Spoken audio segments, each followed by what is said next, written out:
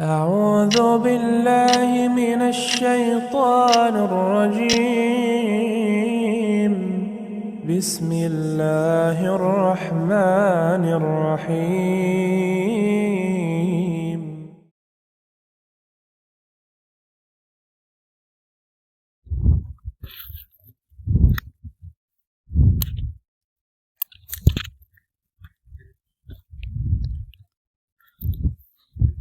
Bismillahirrahmanirrahim. Assalamualaikum warahmatullahi wabarakatuh. Waalaikumsalam warahmatullahi wabarakatuh. Tiada kata seindah syukur yang sudah selayaknya kita panjatkan bersama kepada Allah Subhanahu wa taala, Tuhan semesta alam. Karena atas karunia, nikmat dan rahmatnya kita semua bisa kembali dipertemukan di bulan suci Ramadan tahun ini. Salawat serta salam marilah kita curah limpahkan kepada junjungan kita Nabi besar Muhammad sallallahu alaihi wasallam, pada keluarganya, sahabatnya, dan tidak lupa pada kita selaku umatnya insya Allah akan taat dan patuh pada ajarannya sampai akhir zaman. Bapak Ibu jemaah Masjid Aslam yang dirahmati Allah, tidak terasa saat ini kita sudah memasuki pekan ketiga di bulan suci Ramadan tahun ini, dan seperti di pekan-pekan sebelumnya, kami dari pengurus DKM Assalam mengadakan kajian spesial Ramadan di setiap akhir pekan. Dan di akhir pekan ini telah hadir tengah-tengah kita Ustadz yang tentunya sudah tidak asing bagi kita semua, karena beliau sudah sering mengisi kajian di Masjid Assalam bersama Ustadz Salah Abu Abdillah. Assalamualaikum Ustadz. Gimana kabar Ustadz? Sehat Ustadz? Alhamdulillah. Alhamdulillah. Semoga Bapak Ibu jemaah sekalian juga dalam keadaan sehat walafiat bersama keluarga tercinta. Amin. Amin. Alhamdulillah. Baik Bapak Ibu, adapun materi yang nanti akan disampaikan oleh Ustadz terkait Ramadan pembentuk akhlak mulia. Nah, tentunya materi ini sangat menarik dan penting sekali ya Bapak Ibu. Kenapa? Karena kecenderungan kita memaknai bulan suci Ramadan itu hanya sebatas bulan menahan lapar dan dahaga. Namun demikian ada satu tujuan penting dari ibadah puasa itu yang kadang luput dari perhatian kita, yaitu pembentukan akhlak yang mulia. Sebagaimana firman Allah, hai orang-orang yang beriman, telah diwajibkan atas kamu berpuasa sebagaimana telah diwajibkan atas orang-orang sebelum kamu agar kamu bertakwa. Dan tentunya ketika kita berbicara takwa itu tidak hanya sebatas hubungan vertikal kita dengan Allah, tapi juga hubungan horizontal kita dengan sama manusia. Dan salah satu ciri yang bertakwa itu adalah memiliki akhlak yang mulia. Baik Bapak Ibu, di momen kajian pekan ini saya akan mencoba membagi ke dalam 4 season. Season yang pertama itu adalah pembukaan yang saya bawakan. Lalu yang kedua itu adalah sesi utama kita, kajian bersama Ustadz. Lalu yang ketiga itu sesi tanya jawab. Di sesi tanya jawab ini saya akan mencoba memberikan kesempatan kepada Bapak Ibu untuk mengeksplor ataupun mendalami materi yang sudah disampaikan oleh Ustadz. Dan yang keempat adalah penutup. Baik, untuk mengoptimalkan waktu, mari kita berlanjut ke sesi selanjutnya, di sesi utama kita, kajian bersama Ustadz Salah Abu Abdillah dengan materi Ramadan pembentukan akhlak mulia. Baik Ustadz, untuk waktu dan tempat kami persilakan. Bismillahirrahmanirrahim. Assalamualaikum warahmatullahi wabarakatuh. Waalaikumsalam warahmatullahi wabarakatuh. Alhamdulillah alladzi arsala rasulahu bil huda wa dinil haqq yudhhirahu 'ala dini kulli wa kafa billahi syahida. Wa asyhadu an la ilaha illallah wahdahu la syarika lah iqrara bihi wa tauhida wa asyhadu anna Muhammadan 'abduhu wa rasuluh. Allahumma shalli wa sallim wa barik ala nabiyyina Muhammad wa ala alihi wa ashabihi wa man tabi'ahum bi ihsanin ila yaumiddin. Yaqulu Rabbuna azza wa jalla fi kitabihil karim, ya ayyuhalladzina amanu taqullaha haqqa tuqatih wa la tamutunna illa wa antum muslimun.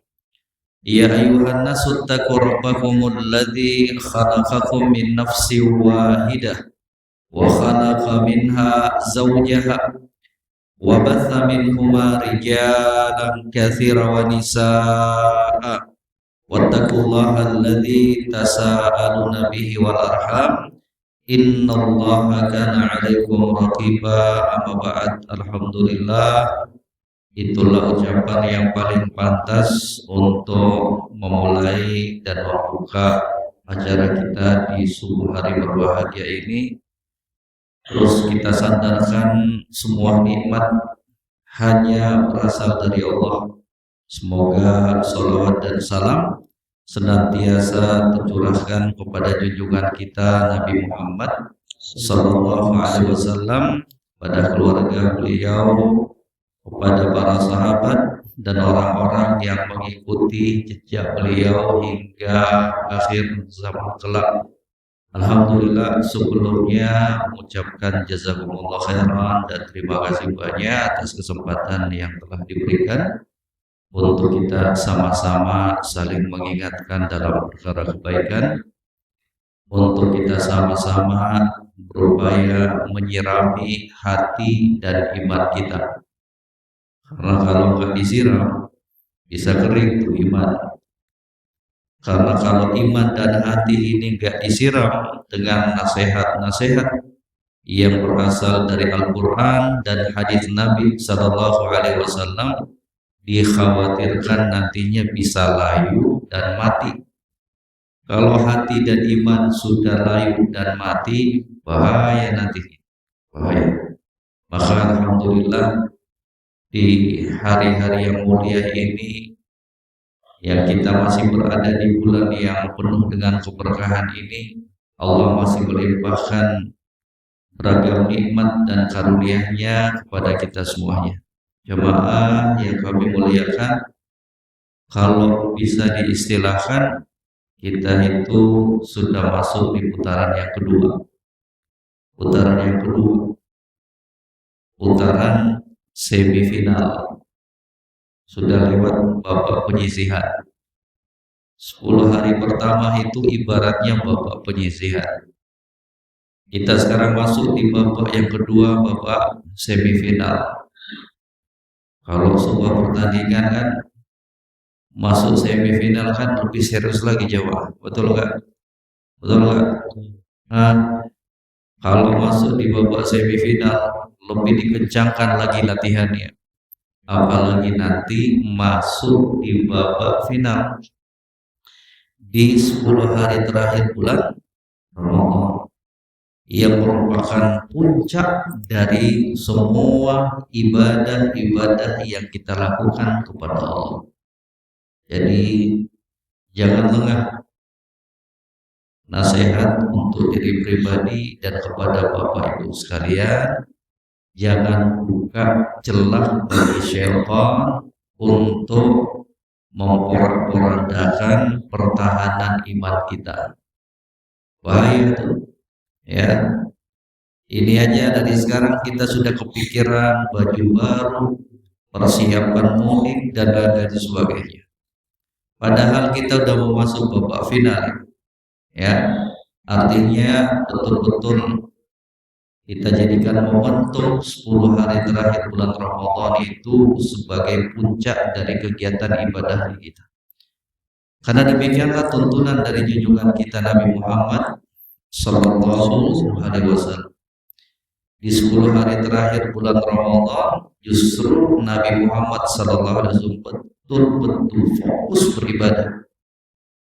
Betul-betul beliau kerahkan semua daya dan upayanya untuk bisa memaksimalkan ibadah kepada Allah Subhanahu wa Ta'ala. Jamaah sekalian yang kami muliakan, rahimani wa rahimakumullah. Seperti petikan ayat yang tadi sudah disebutkan oleh moderator kita, hafizahullah. Ya ayyuhalladzina amanu kutiba alaikumus shiyam kama kutiba alal ladzina min qablikum la'allakum tattaqun. Ini perintah dari Allah. Ini seruan dari Allah yang menerangkan kepada kita bahwa Allah Subhanahu wa Ta'ala tidaklah mensyariatkan sebuah syariat, bahwa Allah Subhanahu wa Ta'ala tidaklah memerintahkan sebuah amalan kecuali di situ ada hikmah dan tujuan, kecuali di situ ada kandungan-kandungan yang tersirat di dalamnya. Coba perhatikan ayat ini jemaah sekalian.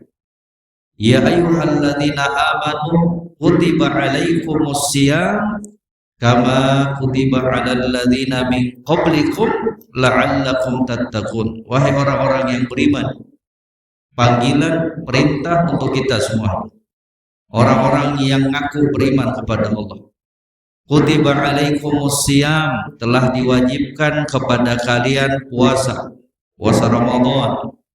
Kama kutiba alal ladzina min qablikum, sebagaimana puasa itu juga telah diwajibkan terhadap umat-umat sebelum kalian. Untuk apa? Apa hikmahnya? Apa tujuannya? Allah tutup ayat ini dengan firman-Nya, la'allakum tattaqun, agar kalian menjadi hamba-hamba yang bertakwa. Jadi apa yang disyariatkan oleh Allah dalam bulan puasa ini berupa puasa Ramadan, di bulan yang penuh dengan keberkahan ini berupa puasa Ramadan, itu tidak hanya berbicara untuk seorang muslim dan muslimah mengatur pola makan dan minumnya saja, untuk mengubah jadwal makan dan minumnya saja. Kalau di luar bulan Ramadan, ya, jam 7 makan bubur, jam 9 makan ketoprak lagi. Tapi di bulan Ramadan diatur semuanya. Makannya sebelum sholat subuh, sahur, kemudian nahan sampai tenggelamnya matahari ketika azan maghrib dikumandangkan. Diatur semuanya. Diatur semuanya. Tapi bukan cuma itu, jemaah sekalian. Puasa di bulan Ramadan bukan hanya sekedar untuk ngatur jadwal makan minumnya kita saja, tapi lebih dari itu. Ada tujuan yang sangat-sangat mulia yang Allah ingin berikan kepada kita dalam puasa yang kita lakukan, yaitu doa, la'allakum tattaqun, agar kalian menjadi hamba-hamba yang bertakwa. Tujuannya. Semua dari apa-apa yang kita lakukan di bulan Ramadan, tujuannya ke situ. Arahnya ke situ. La'allakum tattaqun, agar kalian menjadi hamba-hamba yang bertakwa.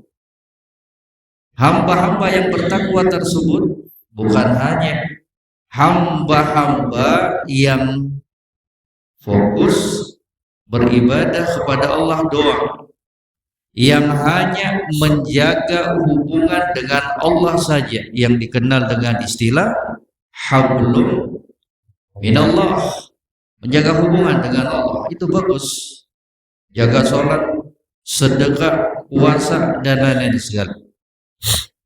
Tapi tidak dengan itu saja, bahwa di dalam Islam juga ada perkara yang harus kita perhatikan, yang dikenal dengan istilah hablum minan nas, hubungan seorang hamba dengan manusia yang lainnya.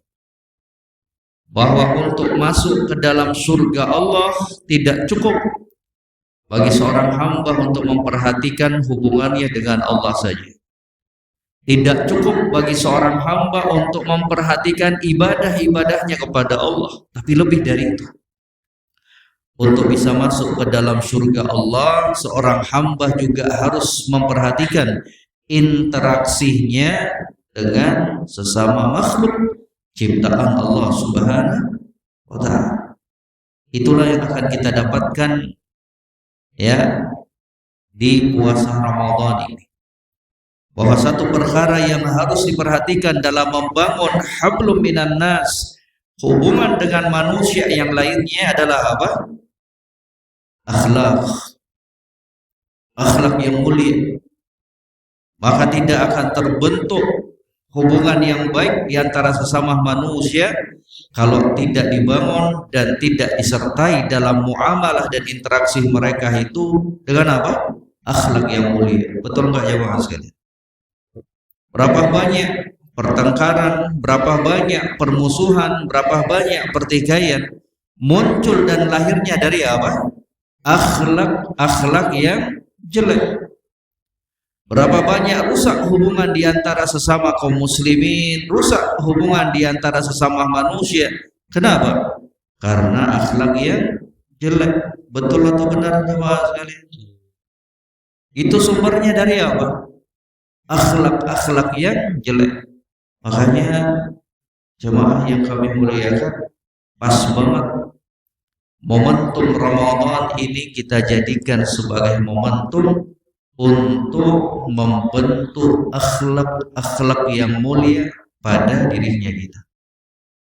Dimulai akhlak yang mulia tersebut dengan apa? Menjaga lisannya kita. Itu akhlak yang mulia itu. Yang bisa kita dapatkan pelajarannya, kandungannya dalam bulan Ramadan. Menjaga lisan. Makanya Nabi Shallallahu Alaihi Wasallam secara tegas mengatakan dalam sebuah sabdanya, "Man lam yada qaula zur wal amala bih, falaysa lillahi hajatun min ayyada ta'amahu wa syarabahu." Barang siapa yang tidak meninggalkan ucapan dusta, masuk pula dalam ucapan makna zur, kata para ulama, ucapan-ucapan menghina orang lain, merendahkan orang lain, falaysa lillahi hajatun min ayyada ta'amahu wa syarabahu.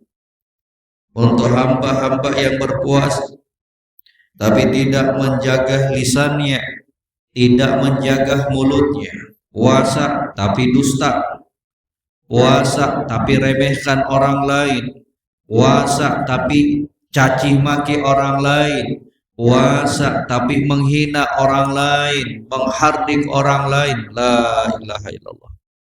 Kata Nabi, "Falaysa lillahi hajatun min ayyada ta'amahu wa syarabahu." Allah gak butuh dengan makanan, minuman yang sudah dia tinggalkan. Artinya apa? Sia-sia. Ya. Puasanya sah. Dusta, menghina orang itu bukan pembatal puasa. Puasa yang dia lakukan sah, tapi pahalanya tidak bernilai di sisi Allah Subhanahu wa taala. Betapa ruginya kita, jamaah sekalian. Kalau sejak subuh sampai dengan jelang maghrib kita tahan makan minum, sudah lapar, kehausan, kemudian pada hari kiamat ketika lembaran-lembaran kebaikan, catatan amalan-amalan kita diperlihatkan oleh Allah, ternyata puasa nilainya 0. Betapa ruginya kita. Betapa ruginya kita. Maka dari sini, dari momentum Ramadan ini, kita bentuk diri kita menjadi hamba-hamba yang bisa mengatur dan mengontrol lisannya kita. Apa yang kita dapatkan pelajaran di bulan Ramadan ini, hendaknya kita bawa terus mewarnai 11 bulan dari kehidupan kita selanjutnya. Jaga lisannya kita. Sebagaimana kita telah mampu menjaga lisannya kita di bulan Ramadan, maka demikian pula ketika kita keluar dari bulan Ramadan, kita jaga lisannya kita. Hati-hati jemaah. Hati-hati jemaah sekalian. Lisan yang orang bilang ya lidah itu tidak bertulang. Artinya seseorang itu dapat dengan mudahnya ngomong apa saja yang dia inginkan. Hati-hati jemaah, bahwa untuk masuk ke dalam neraka, seseorang itu tidak hanya melakukan kemaksiatan-kemaksiatan berupa zina, minum minuman keras, berjudi, mencuri, dan lain-lain sebagainya. Ternyata untuk masuk ke dalam neraka, seseorang itu bisa juga terjerumus ke dalamnya disebabkan lisannya, disebabkan mulutnya. Dan ini lebih sulit jemaah sekalian. Orang kalau diajak, yuk kita berjudi, nggak mau dia. Betul nggak? Diajak berzina, yuk kita berzina, nggak mau dia. Kenapa? Takut neraka. Tapi tanpa kita sadari, ternyata kita sendiri yang telah menggiring dan menjerumuskan diri kita ke dalam neraka disebabkan lisannya kita. Subhanallah. Ya, disebabkan apa? Lisannya kita. Berapa banyak ucapan-ucapan yang telah kita ucapkan yang ternyata dari ucapan-ucapan tersebut mendatangkan kemarahan dan kemurkaan Allah Subhanahu wa Ta'ala. Sudah cukup apa yang telah disampaikan oleh Nabi Sallallahu Alaihi Wasallam dalam sebuah petikan hadis yang sahih, kata beliau, wa innal abda la yatakallamu bi kalimatin min sakhatillah la yulqi laha balan yahwi biha fi nari jahannam. Berapa banyak, kata Nabi Sallallahu Alaihi Wasallam, seorang hamba yang dia ngomong, yang dia berbicara dengan sebuah pembicaraan yang dia ternyata terkadang cuek dengan ucapan tersebut. Kan kita biasa gitu, coba ngomong kemudian cuek, kita nggak lihat efek dari ucapannya kita itu. Ternyata dari ucapan-ucapan yang pernah keluar dari mulutnya kita ada hati yang tersakiti.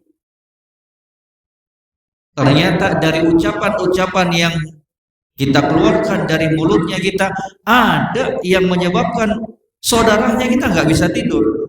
Kenapa? Terngiang-ngiang terus tadi dengan ucapannya kita itu. Padahal kita nggak peduli tadinya. Kita anggap apa? Enteng ucapan tersebut. Ternyata itu menimbulkan dan meninggalkan bekas yang begitu dalam di dalam hati dan pikiran saudaranya kita. La ilaha illallah. Hati-hati. Jadi makanya Nabi kata apa? La yulqi laha balan. Dia nggak peduli. Dia remehkan. Dia cuek. Ngomong, habis lepaskan kata-kata, cuek aja dia. Dia nggak pikirkan. Ternyata saudaranya sedih dengan ucapan tersebut. Ternyata dari ucapannya tersebut jadi kacau balau pikiran saudaranya. Yahwi biha fi nari jahannam. Yang dengan sebab ucapan tersebut, ucapan yang dia remehkan tersebut, ucapan yang telah mendatangkan murkanya Allah, yahwi biha fi nari jahannam. Dia pun, sang hamba ini pun kemudian dihempaskan ke dalam neraka Allah Subhanahu wa Ta'ala. Di bulan Ramadan, momentum untuk kita belajar menjaga lisannya kita. Jaga lisan. Itu akhlak yang mulia itu. Akhlak yang mulia. Ya. Jaga mulutnya kita. Sudah datang tuntunan dari junjungan kita Nabi Muhammad sallallahu alaihi wasallam, "Man kana yu'minu billahi wal yawmil akhir falyaqul khairan aw liyasmut."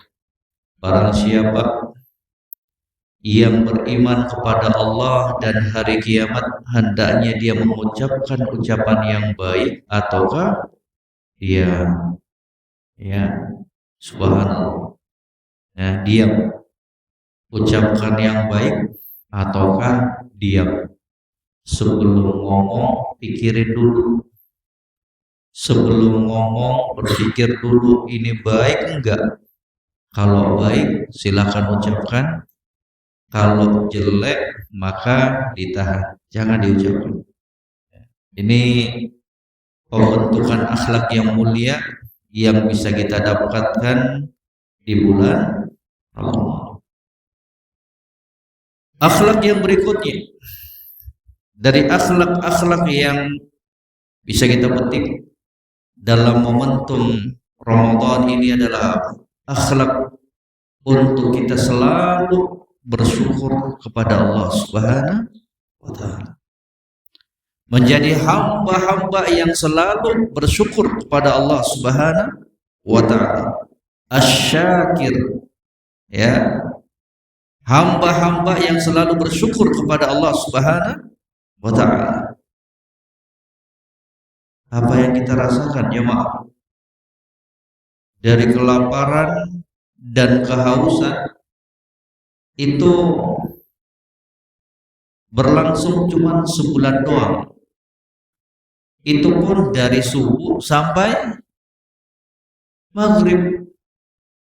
Lah saudaranya kita di sana, di luar sana jemaah sekalian, setiap bulan, setiap hari merasakan yang namanya lapar dan kehausan. Kadang nggak tahu lagi mereka mau makan apa hari ini. Ini akhlak yang mulia, sifat yang mulia yang harus kita tanamkan untuk kita memperbanyak rasa syukur yang kita kepada Allah Subhanahu wa taala. Hati-hati. Hati-hati. Kalau kita selama ini banyak lalai. Hati-hati kalau kita selama ini banyak terbuai dengan kenikmatan-kenikmatan yang Allah telah berikan kepada kita, kemudian kita lupa untuk tampil menjadi hamba yang bersyukur. Bahaya itu. Bahaya. Selama ini asyiknya cuman minta terus kepada Allah, doa ini dan itu kepada Allah, tapi dan sementara nikmat-nikmat yang sudah Allah titipkan, nikmat-nikmat yang sudah Allah berikan, doa-doa yang sudah Allah kabulkan selama ini lupa untuk kita syukuri. Itu kan bahaya. Minta terus, minta ini, minta itu. Sementara nikmat yang sudah Allah berikan lupa kita syukuri jamaah sekalian. Itulah manusia. Ya. Dia lupa bahwa nikmat-nikmat yang sudah berada dalam genggamannya sekarang ini itu juga merupakan hasil dari doa-doa yang pernah dia panjatkan kepada Allah. Setelah diberikan lupa diri. Setelah dikabulkan doanya malah lupa untuk mensyukuri. Mengajak semuanya Bapak Ibu sekalian untuk terus banyak bersyukur kepada Allah. Enak. Kalau kita buka ruang di dalam hatinya kita untuk selalu menerima bersyukur terhadap nikmat pemberian Allah Subhanahu wa taala. Akan muncul hamba-hamba yang selalu qanaah, merasa syukur dengan pemberian Allah Subhanahu wa taala. Bukan menjadi hamba-hamba yang tamak dan rakus. Kenapa bisa timbul kerakusan? Kenapa bisa timbul ketidakpuasan? Kenapa bisa timbul keserakahan? Karena kurangnya rasa syukur seorang hamba kepada ruhnya Allah Subhanahu wa taala. Kurang terus dirasakan. Kurang terus dirasakan. Kenapa?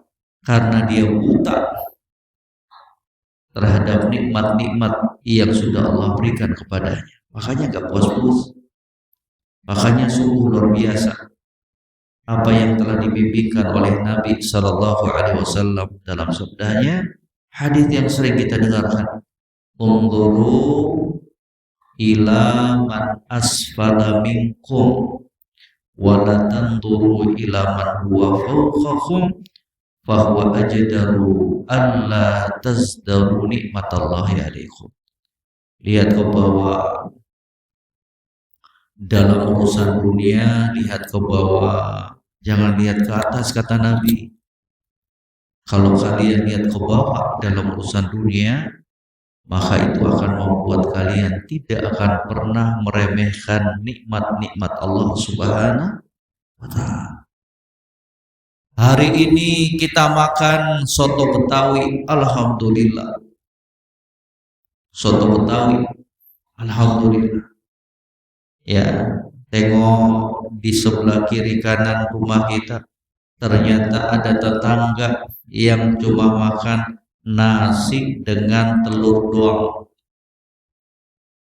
Yang makan nasi dengan telur, dia ucapkan juga Pak, alhamdulillah bisa makan nasi dan telur. Samping rumah saya nasi dengan garam. Yang makan nasi dengan garam, ucapkan juga apa? Alhamdulillah makan nasi dan garam. Tetangga sebelah cuman makan nasi doang tanpa lauk. Yang makan nasi apa? Alhamdulillah bisa makan nasi doang. Di sebelah cuman makan garam doang. Ya, demikian seterusnya. Tapi kalau kita lihat ke atas, ya sudah makan soto Betawi, waduh cuman soto Betawi. Tetangga sebelah makannya apa? Pizza ini dan itu. Maka kita kan nggak akan tampil menjadi hamba-hamba yang apa?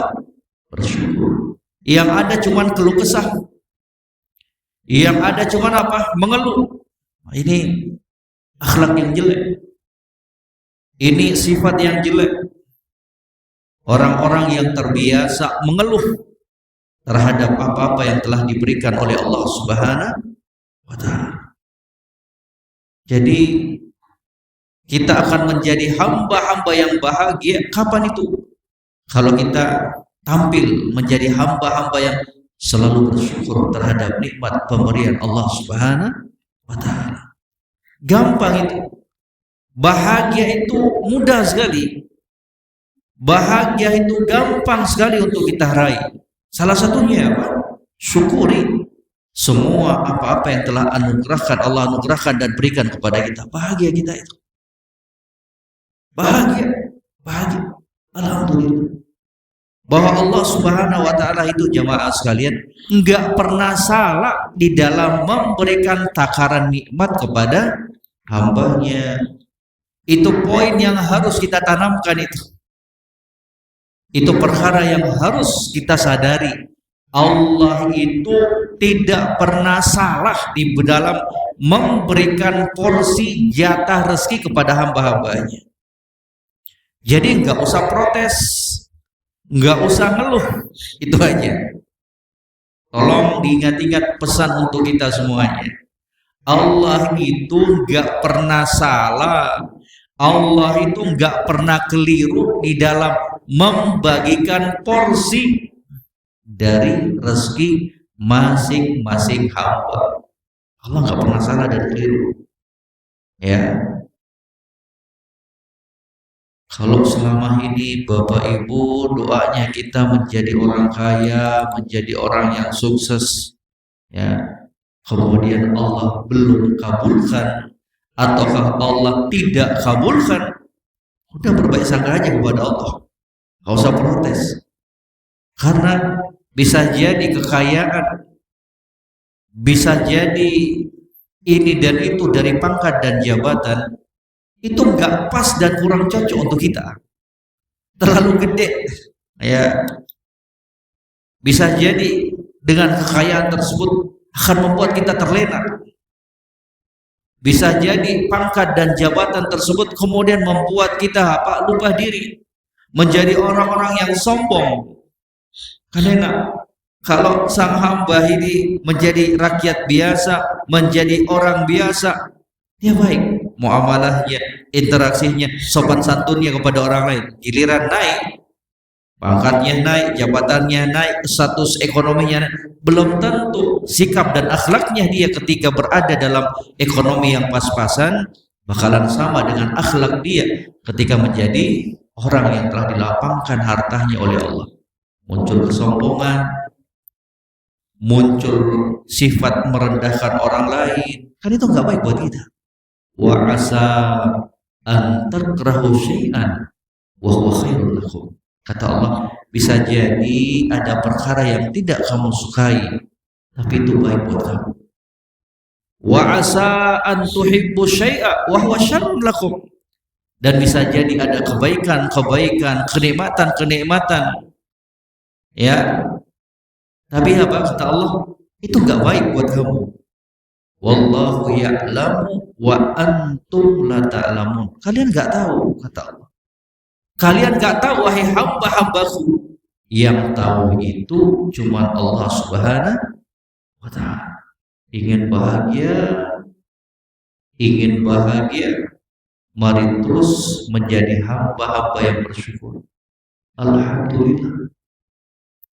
Apa sih sulitnya untuk kita basahi lisannya kita? dari sekecil apapun nikmat pemberian Allah, katakan apa? Alhamdulillah. Enak jawab, enak. Gak usah berkeluh kesah, gak usah. Sekali lagi tanamkan dalam dirinya kita, Allah itu ya tidak akan pernah keliru di dalam memberikan porsi jatah rezeki masing-masing hambanya. Terima aja dengan penuh rasa syukur. Kemudian jamaah sekalian, di dalam puasa yang kita lakukan ini akan terbentuk hamba-hamba yang selalu apa? Bersyukur. Apa bersabar? Kalau tadi bersyukur, ini apa? Bersabar. As-sabir. Kalau tadi asyakir, hamba yang bersyukur. Kalau ini as-sabiru, hamba yang bersabar. Tadinya kan makan minum itu halal buat kita, betul nggak? Makan minum berhubungan suami istri di siang hari, pagi hari, sore, halal buat kita. Makan minum berhubungan halal buat kita. Tapi apa? Di bulan Ramadan Allah haramkan. Di bulan Ramadan perkara-perkara yang diperbolehkan tadinya itu menjadi dilarang.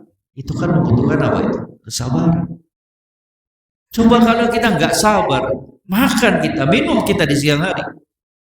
Cuman dalam bulan puasa ini mendidik kita untuk membentuk karakter, sifat, dan akhlak menjadi hamba-hamba yang sabar.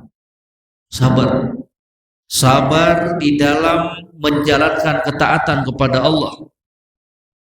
Itu kan ibadah itu. Puasa itu ibadah itu. Kita sabar, kita diperintahkan untuk sabar melakukannya. Yang kedua, dalam puasa juga kita belajar untuk membentuk diri kita menjadi hamba-hamba yang bersabar di dalam meninggalkan perkara-perkara yang diharamkan oleh Allah. Sabar, tinggalkan semua perkara yang dilarang selama bulan Ramadan, selama puasa, kita tinggalkan. Coba, ada satu poin yang ingin saya sampaikan jamaah sekalian. Kalaulah di bulan puasa yang tadinya perkara-perkara yang mubah, perkara-perkara yang halal untuk kita lakukan, ternyata di bulan Ramadan kita dilarang dan kita sanggup untuk menjauhinya, maka seharusnya lebih pantas dan seharusnya lagi perkara-perkara yang hukum asalnya itu diharamkan harus kita jauhi. Betul nggak jemaah? Betul nggak? Kan tadinya makan minum dihalalkan tuh, tapi di siang hari bulan Ramadan diharamkan, dilarang. Kita sanggup untuk apa? Menahannya, bersabar. Maka seharusnya lagi kita mampu dan lebih mampu lagi untuk apa? Meninggalkan perkara-perkara yang memang sejak hukum asalnya di dalam Islam apa? Diharamkan. Betul nggak jemaah sekalian? Yang mubah saja, yang halal saja diharamkan sejenak, kita bisa tanggung, kita bisa tahan, kita bisa tinggalkan. Apalagi yang memang sudah jelas-jelas haram di dalam Islam, berzina, berbohong, dan lain-lain sebagainya. Tentunya ini lebih harus lagi kita apa? Tinggalkan. As-sabru ala atau as-sabru fi maharimillah, ala fi tarki maharimillah, fi tarki ma'asillah. Bersabar di dalam meninggalkan perkara-perkara yang diharamkan oleh Allah Subhanahu wa ta'ala. Harus kita sanggup itu. Pembuktinya ini perkara yang tadinya halal saja kita sanggup untuk kita tinggalkan, apalagi perkara-perkara yang memang sejak dasar peletakannya di dalam Islam sudah diharamkan oleh Allah Subhanahu wa ta'ala dan Rasulnya. Kemudian bersabar ala aqdarillahil mu'limah. Kita belajar di puasa yang kita lakukan untuk kita bersabar di atas takdir-takdir yang tidak mengenakkan kita. Itu kan bagian dari takdir itu. Allah tetapkan puasa di bulan Ramadan. Allah tetapkan tidak makan dan minum selama bulan Ramadan. Itu kan takdir yang tidak mengenakkan jiwanya kita. Betul nggak jemaah sekalian? Kan nalurinya kita makan setiap saat apa yang kita inginkan. Makan, minum, berhubungan suami istri. Pingin kita. Tapi di stop oleh Allah dengan takdir dan ketetapannya. Ini menunjukkan bahwa seorang muslim dan muslimah juga ketika dia keluar dari bulan Ramadan harus siap-siap dengan segala bentuk ujian, perkara-perkara yang tidak mengenakan yang Allah berikan kepadanya. Ini kan sudah belajar kita ini. Di bulan Ramadan itu ada pembelajaran buat kita untuk membentuk akhlak yang mulia berupa apa? Bersabar atas takdir-takdir dan ketetapan Allah yang tidak mengenakkan jiwa dan hatinya kita. Ya, diberikan ujian anak sakit, sabar. Diberikan ujian istri sakit, sabar.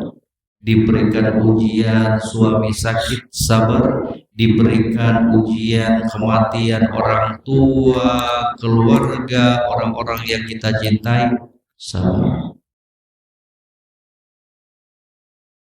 Diberikan ujian ini dan itu, sabar. Yakin bahwa semua perkara-perkara itu tidak ada yang terjadi secara kebetulan.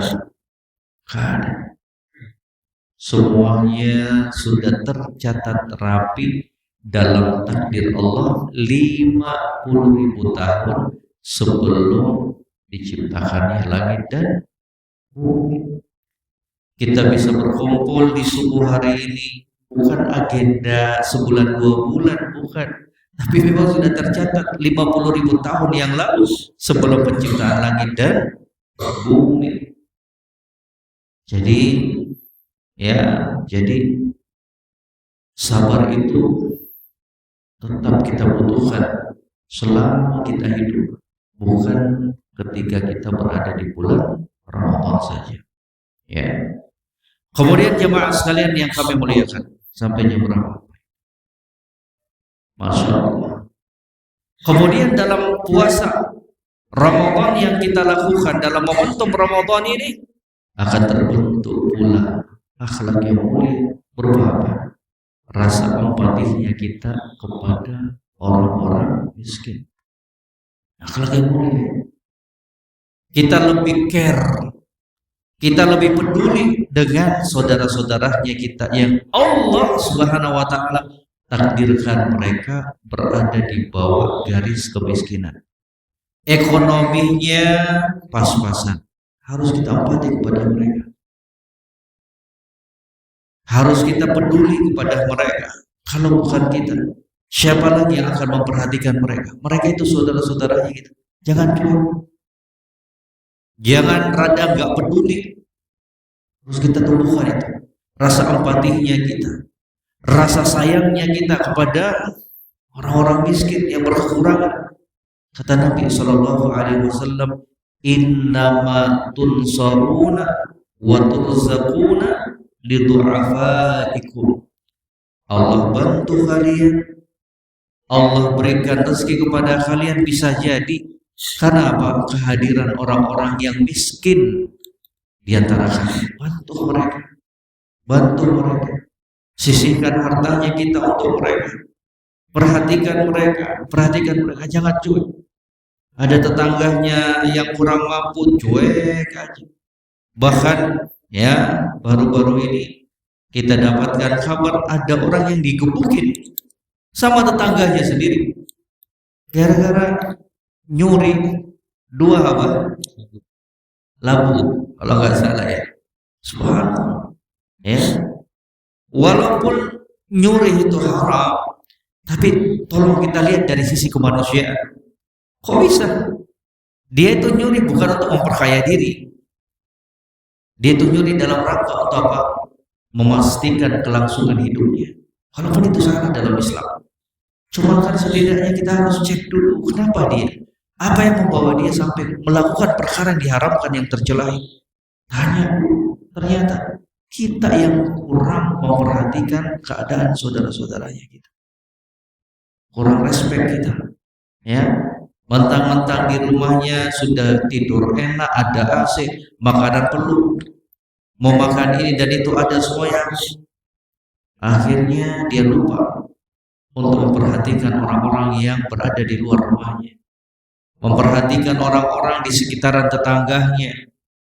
Padahal ya, di dalam harta yang kita miliki itu ada jatah yang harus kita berikan kepada saudara-saudaranya kita. Ada harta yang sudah dititipkan oleh Allah untuk kita pakai fi sabilillah, untuk kita habiskan di jalan Allah Subhanahu wa taala. Ini jemaah sekalian yang kami muliakan, rahimani wa rahimakumullah. Kita pupuk rasa cintanya kita, belas kasihnya kita kepada saudara-saudaranya kita. Jangan pernah remehkan mereka.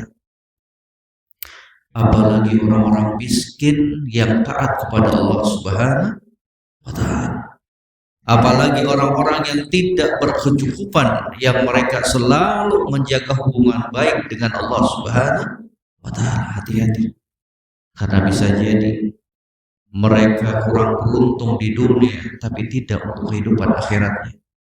Karena bisa jadi mereka itu lebih mulia di sisi Allah dibandingkan kita. Inna akramakum indallahi atqakum.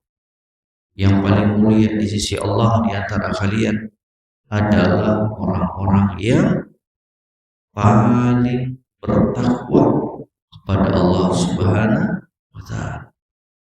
Tentunya di sana Bapak Ibu sekalian masih banyak lagi akhlak-akhlak yang dengannya bisa kita petik dalam momentum bulan Ramadan ini. Akan tetapi apa-apa yang telah kita sebutkan tersebut di atas semoga bisa menjadi pendorong, pengingat untuk kita semuanya di dalam menciptakan dan menjadikan diri-dirinya kita hamba-hamba yang lebih bertakwa kepada Allah, hamba-hamba yang memiliki akhlak-akhlak yang mulia. Wallahu ta'ala barakallahu fiik.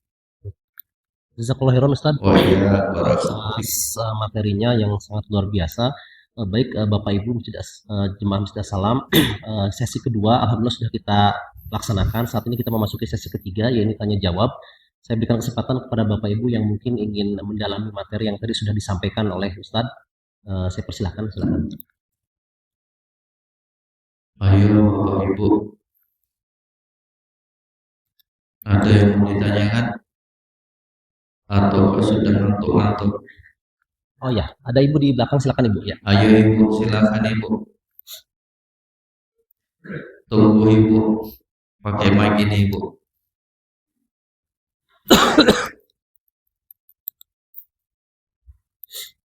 Kirain ibunya di belakang udah pada tidur.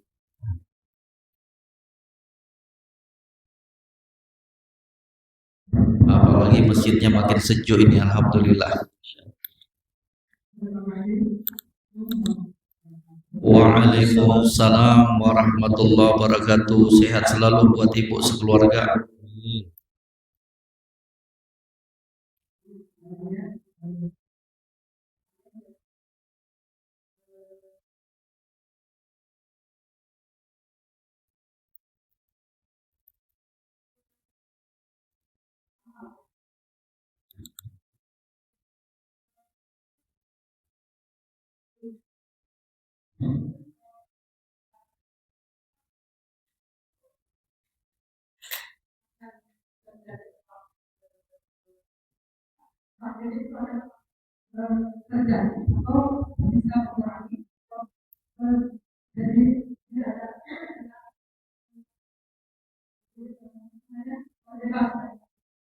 Doa tadi ya, dengan doa.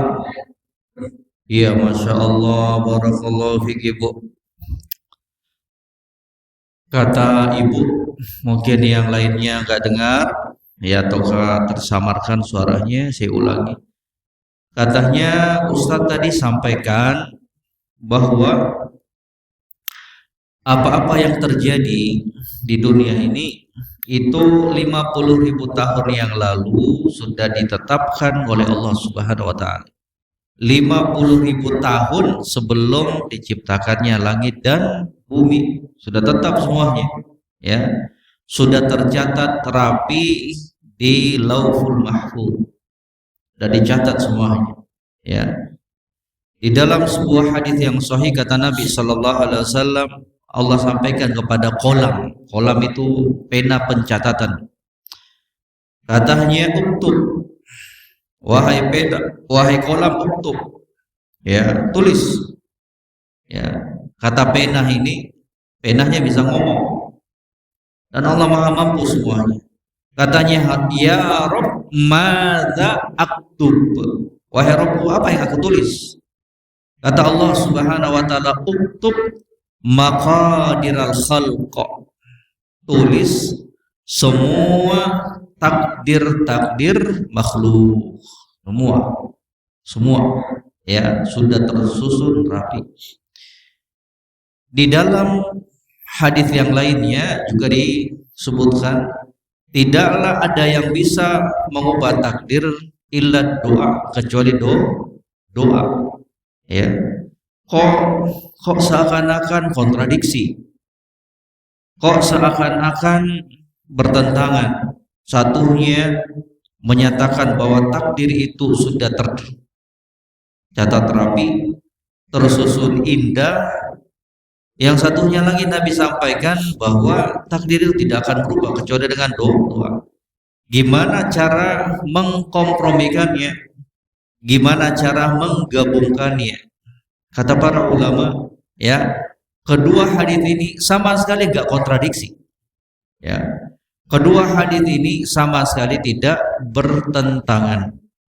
Ya. Jadi Bapak Ibu sekalian, para ulama kemudian menyebutkan beberapa kaidah bahwa tidak akan pernah terjadi kontradiksi pertentangan antara satu ayat dengan ayat yang lainnya di dalam Al-Qur'an.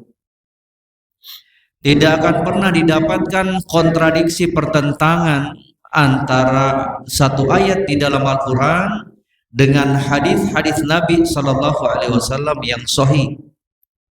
Dan tidak akan pernah kita jumpai pertentangan kontradiksi antara satu hadis dengan hadis yang lainnya dari apa-apa yang telah diucapkan oleh Nabi sallallahu alaihi wasallam. Di antaranya apa yang berada di hadapan kita yang sedang kita bahas ini. Para ulama kemudian menerangkan bahwa kedua hadis tersebut tidak bertentangan, bahwa ya apa yang disebutkan oleh Nabi sallallahu alaihi wasallam bahwa takdir itu tidak akan berubah kecuali dengan doa, bahwa doanya seorang hamba itu dalam takdir disebutkan itu takdir sudah ditetapkan. Kalau dia berdoa demikian takdirnya. Paham Ibu? Kalau dia tidak berdoa demikian takdirnya. Paham ya? Ya, contoh. Kalau dia tidak berdoa, Allah sudah tetapkan ini dalam takdirnya jatah hartanya demikian dan demikian. Ya. Kalau dia tidak berdoa, maka akan terjadi padanya ini dan ini. Tapi kalau dia berdoa, maka yang terjadi kebalikannya. Itu semua sudah tersusun rapi itu. Dan Allah Maha mampu untuk melakukannya semuanya. Kalau kita mungkin berat ini, tapi tidak dengan Allah Subhanahu wa taala. Ya. Jadi semuanya itu sudah tersusun rapi. Bahwa doa itu akan merubah takdir Allah dengan perincian yang tadi kita sebutkan itu. Ya. Ataukah bisa jadi ya Allah Subhanahu wa taala menetapkan contoh umur, ya, umur dia Allah tetapkan 45 tahun nih. Umurnya dia jatahnya 45 tahun. Tapi kalau dia berdoa minta panjang umur kepada Allah, bisa jadi ya dalam takdirnya Allah beda lagi. Ataukah kemungkinan yang kedua kata para ulama, ketika dia berdoa, kan doa panjang umur itu kan, ya Allah panjangkan umur saya. Ya ngapain kita minta panjang umur kepada Allah? Padahal kan umurnya kita sudah tetap nih. Ajalnya kita sudah tetap. Betul nggak jemaah sekalian? Ini aja yang paling mudah untuk kita cerna ini. Ngapain lagi kita minta rezeki? Padahal kan jatah rezekinya kita sudah ditetapkan oleh Allah Subhanahu wa Ta'ala. Ngapain kita? Ya Allah, tambahkan rezekiku. Ya Allah, lapangkan rezekiku. Ya Allah, panjangkan umurku dalam ketaatan. Ngapain lagi kita minta? Ngapain lagi kita berdoa? Semuanya sudah tetap. Semuanya sudah ditulis oleh Allah Subhanahu wa Ta'ala. Para ulama kemudian menerangkan bahwa bisa jadi dengan doa-doa yang dia minta kepada Allah. Kemungkinan yang pertama, dengan sebab doa tersebut betul-betul Allah tambahkan dan panjangkan umurnya. Yang tadinya kalau dia nggak berdoa panjang umur, yang tadinya kalau dia nggak berdoa minta tambahan dan lapangan rezeki, demikian dan demikian, umurnya 45, tapi ketika dia berdoa Allah panjangkan menjadi 55 atau 60. Itu kemungkinan yang pertama kata para ulama. Kemungkinan yang kedua kata para ulama, dengan sebab doanya tersebut umurnya nggak berubah, rezekinya nggak berubah, tapi hanya ditambahkan keberkahan oleh Allah Subhanahu wa Ta'ala. Ditambahkan keberkahan yang dengannya sang hamba ini merasa panjang umurnya, berberkah umurnya, berberkah rezekinya. Ketika dia berdoa, Ibu, itu berkah pada sesuatu itu luar biasa itu.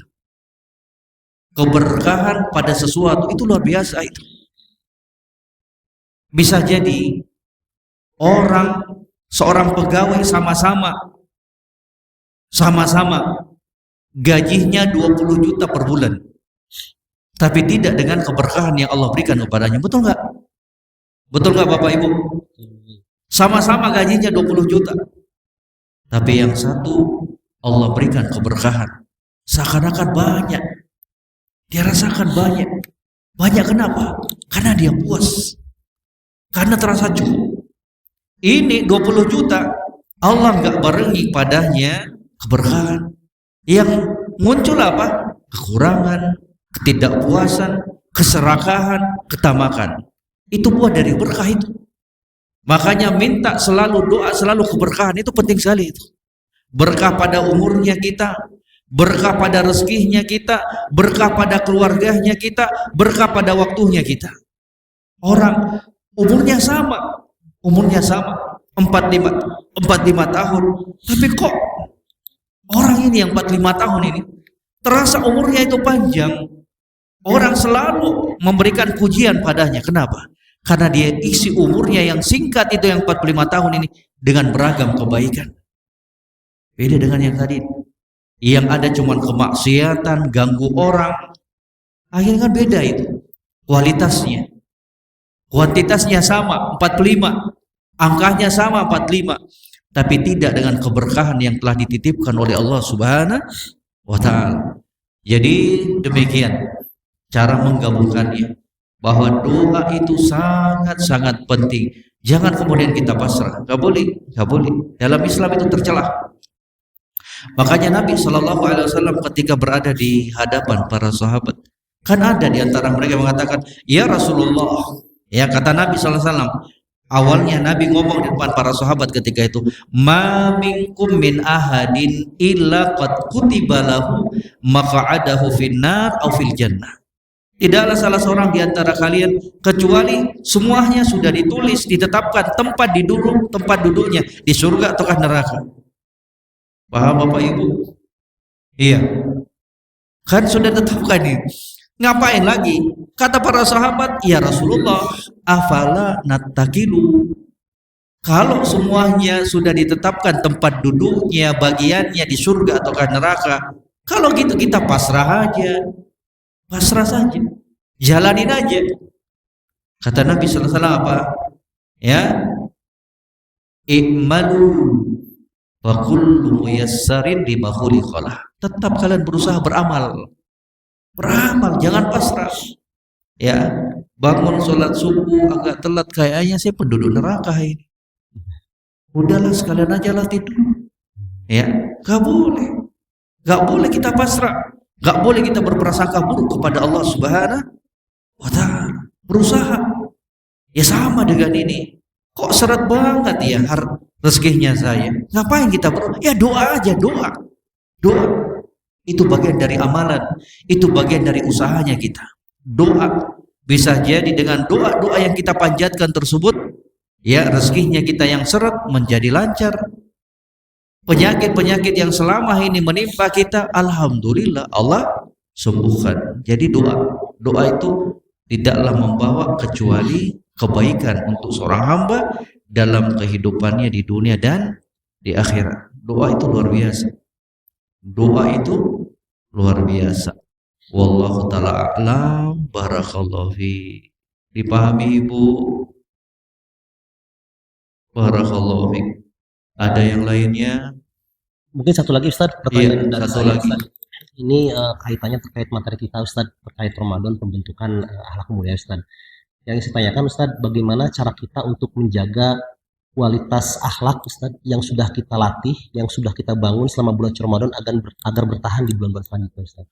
Masya Allah, barakallahu fiik. Katanya terkait dengan materi yang kita sampaikan, gimana sih tips-tips dan caranya agar kemudian akhlak-akhlak yang mulia yang kita dapatkan dan kita petik di bulan Ramadan ini terus membersamai kita sampai kita keluar dari bulan Ramadan. Ya. Tips yang pertama, doa. Minta kepada Allah, ya, doa agar kita diberikan keistiqomahan. Ah, itu penting tuh. Istiqomah itu penting, itu berat, itu istiqomah itu. Jadi seseorang tidak hanya menghiasi dirinya dengan akhlak yang mulia hanya di bulan Ramadan doang, tapi seorang muslim itu dituntut untuk istiqomah, untuk tetap continue di dalam mengaplikasikan akhlak-akhlak yang mulia dalam kehidupannya 11 bulan setelah Ramadan. Jangan berakhlak mulianya cuma di Ramadan doang, tapi harus akhlak-akhlak yang mulia tersebut mewarnai 11 bulan dalam kehidupan kita setelah Ramadan. Doa, ya muqallibal qulub tsabbit qalbi ala ta'atik. Doa, ya Allah, zat yang membolak-balikkan hati, tetapkan hatiku di atas ketaatan kepadamu. Kan termasuk ketaatan itu apa? Akhlak yang mulia itu ketaatan kepada Allah Subhanahu wa ta'ala. Itu tips yang paling pertama, doa, minta kepada Allah, ya. Kemudian yang kedua, harus kita tanamkan. Seorang muslim dan muslimah harus menanamkan pada dirinya kita masing-masing bahwa Allah yang kita sembah, Allah yang kita ibadahi di bulan Ramadan, ya sama juga dengan Allah yang kita ibadahi di luar bulan Ramadan. Harus kita tanamkan. Sama itu, sama. Ya. Jadi ibadah-ibadah, akhlak-akhlak yang mulia yang telah kita dapatkan, yang telah kita gembleng selama bulan Ramadan, harus kita teruskan. Karena sama saja, yang menilai kita, yang menilai ibadahnya kita, akhlaknya kita di bulan Ramadan, sama juga dengan Rabb yang akan menilai akhlak dan ibadahnya kita di luar bulan Ramadan. Jangan berhenti, sama. Allah awasi itu. Allah bukan cuma mengawasi ketika bulan Ramadan doang, tapi di luar bulan Ramadan pun terus membersamai kita. Pengawasannya, ilmunya, ya, itu tuh tipsnya. Kemudian yang ketiga dari tips tersebut adalah apa? Pandai-pandai memilih teman pergaulan. Itu penting sekali itu. Ya.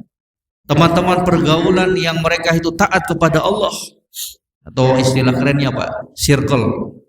Ya, itu harus pandai-pandai tahu itu. Pandai-pandai menempatkan dirinya kita dalam memilih dan memilah teman-teman pergaulan yang baik. Ibu-ibu cari teman-teman ibu yang soleha, yang rajin ibadah, yang memiliki akhlak yang mulia. Demikian pula bapak-bapak sekalian, jamaah kaum muslimin, pilih ya teman-teman lingkungan yang baik, itu sangat-sangat penting. Makanya Nabi memberikan arahan apa? Al-mar'u ala dini khalilihi falyanzur ahadukum liman yukhalil. Seseorang itu tergantung temannya, maka pilih, ya, cari, ya, teman yang baik ketika kalian ingin berinteraksi, bergaul, selektif. Ya, bukan cuman ketika beli HP doang, beli barang, ya, browsing di Google selama 1 pekan, 1 bulan. Giliran masalah pertemanan dia biasa-biasa, nggak boleh. Itu bagian dari agamanya kita. Biar kemudian ya nuansa ketakwaan, akhlak yang mulia ini tetap bisa terjaga. Wallahu taala a'lam. Barakallahu fiik. Baik, jazakallahu khairan Ustaz. Barakallahu fiik. Ya, jazakumullah khairan. Terima kasih banyak juga kepada Bapak Ibu sekalian atas perhatiannya. Semoga Allah Subhanahu wa taala senantiasa memberikan keistiqomahan kepada kita semuanya. Semoga Allah Subhanahu wa taala memberikan kemudahan untuk kita isi sisa hari di bulan Ramadan ini dengan beragam kebaikan, dan semoga Allah Subhanahu wa taala menerima dari amalan-amalan kebaikan yang telah kita lakukan selama di bulan Ramadan ini. Wallahu taala alam. Silakan. Baik, kami cukupkan sesi ketiga, berlanjut ke sesi keempat. Terima kasih Ustaz atas Ya, kajiannya. Sekian kajian spesial Ramadan pekan ini. Terima kasih kepada Bapak Ibu semua yang sudah hadir. Mudah-mudahan kita termasuk dalam golongan orang-orang yang selalu berakhlak mulia, Ustaz. Amin. Saya tutup. Subhanakallahumma wa bihamdika asyhadu an la ilaha illa anta astaghfiruka wa atubu ilaik. Assalamualaikum warahmatullahi wabarakatuh. Waalaikumsalam.